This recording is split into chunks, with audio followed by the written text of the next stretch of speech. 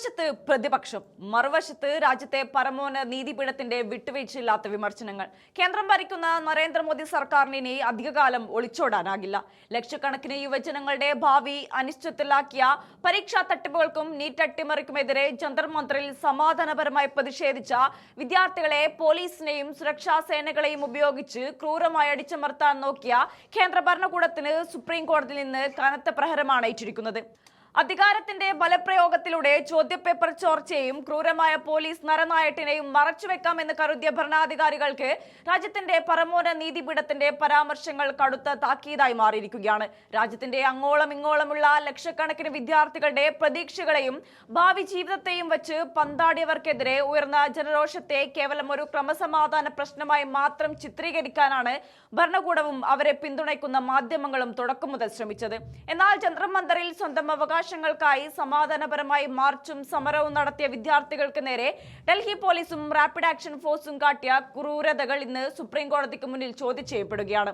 വിദ്യാർത്ഥികളുടെയും യുവാക്കളുടെയും പ്രതിഷേധ സമരങ്ങളെ നേരിടുമ്പോൾ സർക്കാരുകളും സുരക്ഷാ സേനകളും പരമാവധി സംയമനം പാലിക്കണമെന്നും അക്രമം തടയാൻ ഭരണകൂടത്തിന്റെ ഭാഗത്തു നിന്നുണ്ടാകുന്ന അക്രമപരമായ നടപടികൾ സാഹചര്യം കൂടുതൽ വഷളാക്കാനേ ഇടയാക്കുമെന്നും സുപ്രീം കോടതി പരസ്യമായി വ്യക്തമാക്കിയിരിക്കുകയാണ്.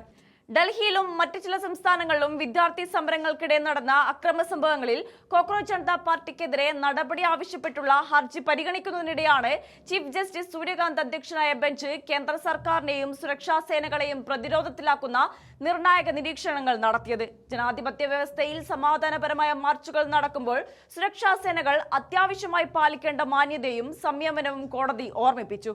രാജ്യത്തിന്റെ ഭാവിയായ യുവാക്കൾ അക്രമത്തിന്റെ വഴിയിലേക്ക് വഴുതിപ്പോകാതിരിക്കാൻ അധികാരികൾ അതീവ ജാഗ്രതയോടെ പ്രവർത്തിക്കേണ്ടതുണ്ട്.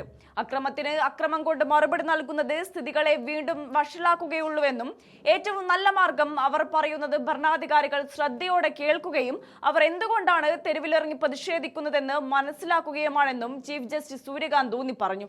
പ്രതിഷേധക്കാർക്ക് നേരെ ക്രൂരമായി പ്രയോഗിച്ച കണ്ണീർവാതക ഷെല്ലുകളും പെല്ലറ്റുകളും ലാത്തി ചാർജുകളും ഈ രാജ്യത്തെ ജനങ്ങളും വിദ്യാർത്ഥികളും അത്ര പെട്ടെന്ന് മറക്കില്ല.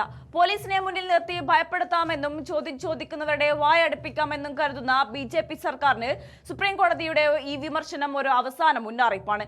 ജനാധിപത്യപരമായ ഏതൊരു രാജ്യത്തും പ്രതിഷേധിക്കാനും ചോദ്യങ്ങൾ ചോദിക്കാനുമുള്ള ജനങ്ങളുടെ അവകാശത്തെ തോക്കിൻ മുനയിലും പോലീസ് അതിക്രമങ്ങളിലും അടിച്ചമർത്താൻ നോക്കിയാൽ രാജ്യത്തെ നീതിപീഠത്തിന് മുന്നിലും ജനകീയ കോടതിക്ക് മുന്നിലും ഭരണാധികാരികൾക്ക് കൃത്യമായ മറുപടി നൽകേണ്ടി വരുമെന്നും അതിൽ പ്രധാനമന്ത്രിക്ക് പോലും മാപ്പ് പറയേണ്ടി വരുമെന്നും ഈ പോരാട്ടം തെളിയിക്കുകയാണ്.